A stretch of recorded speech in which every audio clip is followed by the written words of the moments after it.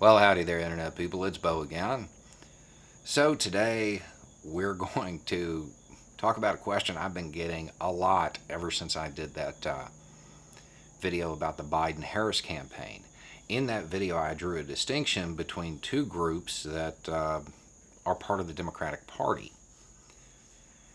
And I've had a lot of people ask me about it, and ask me to clarify it, and ask me to explain the difference. It's a complicated subject. So, rather than make it an academic thing that is something we need a PhD for, I'm just going to give you examples, and we're going to talk about who's a liberal and who's a leftist on the American political stage. So, starting off with the leftists, we have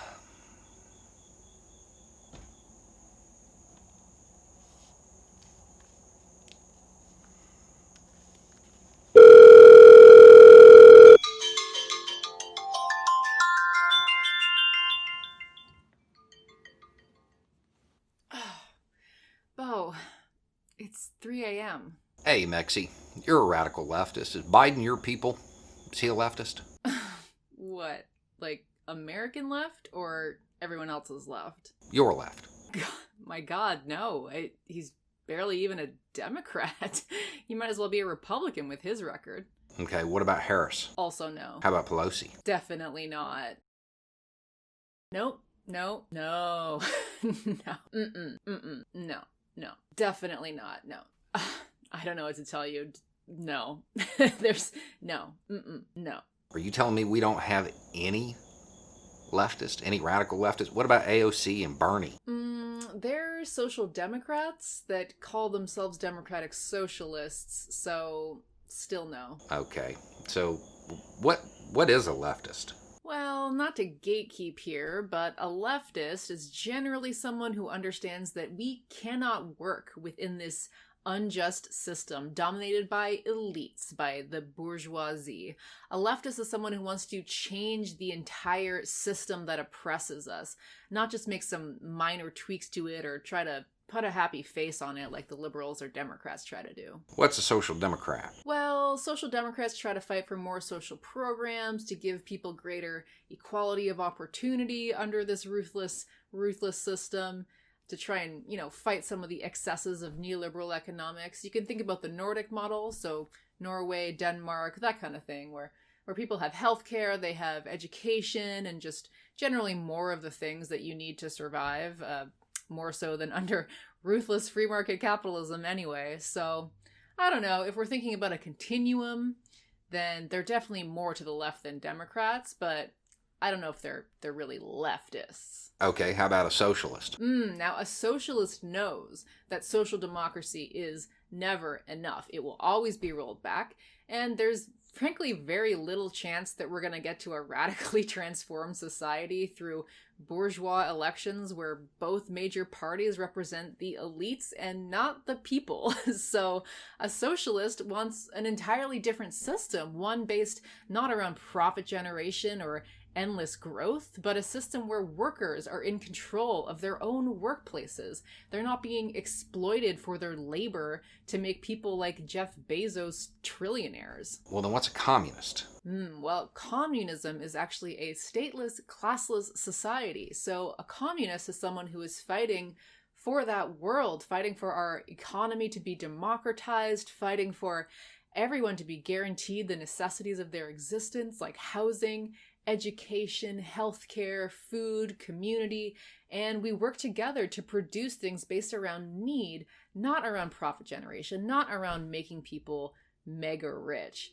It's a world where people are free individuals, not shackled by wage servitude to a capitalist class that owns everything and is keeping it from us, frankly. All right, what about a Marxist? Well, a Marxist is basically somebody fighting for that world, fighting to move through the stages of socialism to full communism. Or a Marxist is someone who uses Marxist economic analysis to understand the world, because Marxist capital, Bo, let me tell you, a gift, truly. It's a bit of a long read, but it's indispensable for understanding the economy and the way things are in the world today. Okay, what about a democratic socialist as opposed to a social democrat? See, this is a bit of a confusing term because a lot of people who call themselves democratic socialists are really pushing for social democratic policies. So I would say in the mainstream, in the media, people like AOC, they're really pushing for social democratic policies. They're pushing for greater social programs to curb some of the worst excesses of neoliberalism. But there are people who do call themselves democratic socialists, and what they mean by that is that they're down for a socialist transformation of society, but they think that we can get there by just voting for it at the ballot box instead of more militant forms of direct action. Okay, clear as mud. What's the difference between a liberal and a leftist? Well, liberals think that we can put a happy face on capitalism. They think the status quo is generally fine. They're just looking for a return to normalcy, a return to everyone just being exploited in silence and not really knowing or making a fuss about it, right? They don't see much of a problem with neoliberalism or neoliberal globalization or exploitation. They think that if we can just make a few small tweaks, that's all it'll take, and then we'll be good, right? But leftists know that the whole system is corrupt. The whole system is the problem. The contradictions of capitalism will always erode any of the good tweaks that we try to make under this broader system, and it'll eventually just keep funneling profits into fewer and fewer hands.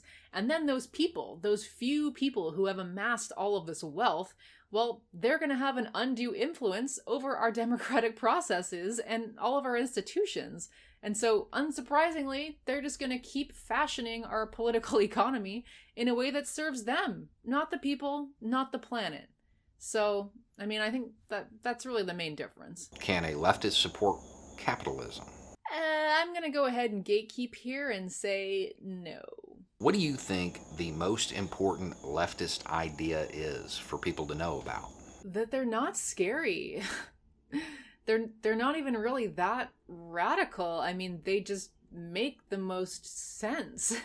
I mean, what's scary is letting the status quo continue. What's scary is sitting back and feeling helpless, watching both major political parties just continue to let people drown in poverty, to be crushed under unpayable debts, to not be able to access adequate health care, etc. I mean, there are millions of people who stand to become homeless very soon because we have an economic system that sees the necessities of life as commodities and not social rights. And who benefits? Who benefits from all of that misery of the people? It's the capitalists.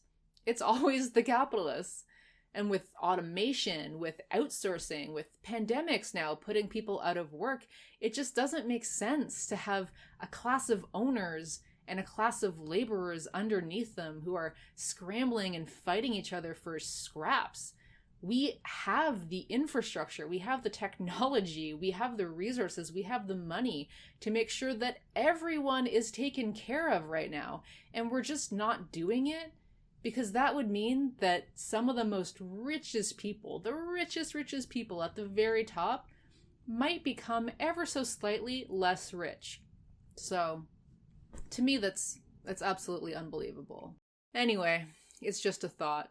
Y'all have a good night.